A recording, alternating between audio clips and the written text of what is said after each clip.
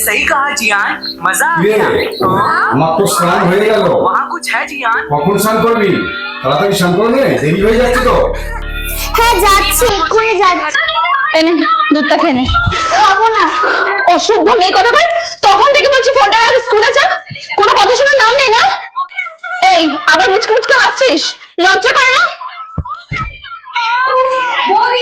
ওকে বোঝে এখনো এসব কিছু বলে, তো মিমি তো আমাদের এখনো ছোট।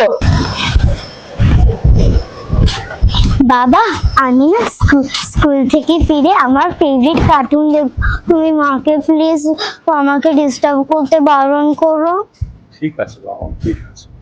নন্দিনী, হ্যাঁ বৌদি বলছি দুটো আলু কেটে দে তো। হ্যাঁ দিচ্ছি।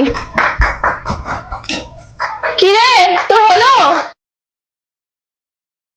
সে করে না মেয়েটা, উফ পাগল হয়ে যাবে।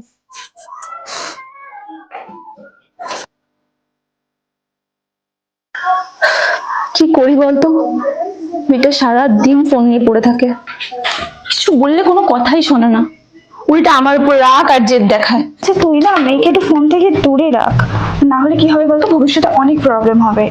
আচ্ছা তুই একটা কাজ কর না, ওকে নিয়ে একটু পার্কে যাওয়ার সময় দে, ওর সাথে টাইম স্পেন্ড কর, দেখবি ওরও ভালো লাগবে আর ওই ফোন থেকেও অনেক দূরে থাকবে। সাবধান, ছুটিস না, আস্তে আস্তে পড়ে যাবি।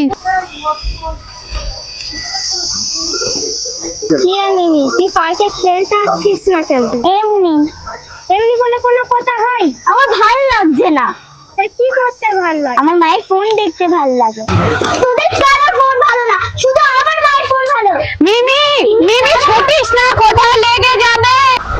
নিজেদের স্বার্থে বাচ্চাটাকে শান্ত রাখার জন্য বাবা মারা খাওয়ার সময় ছেলের হাতে মোবাইলটা দিয়ে দেয়। আর প্রত্যেক মা বাবারই উচিত তার বাচ্চা থেকে ফোনটা দূরে রাখা। সমস্যা মানে সমস্যা। ডক্টর, ও কিছুই খাচ্ছে না, আমরা অনেক চেষ্টা করেছি ওকে ঠিক মতো খাওয়ানোর, এবং ও বন্ধুদের সাথেও খেলতে বেরোয় না, সারাক্ষণ ফোনের মধ্যে মুখ বুজে সহ্য করে। দেখি, নিঃশ্বাস নাও জোরে।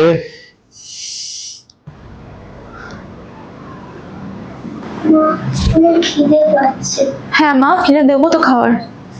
এনো ফোন নাও। না না, ফোন না, আমি বন্ধুদের সাথে খেলবো। Thank you so much doctor.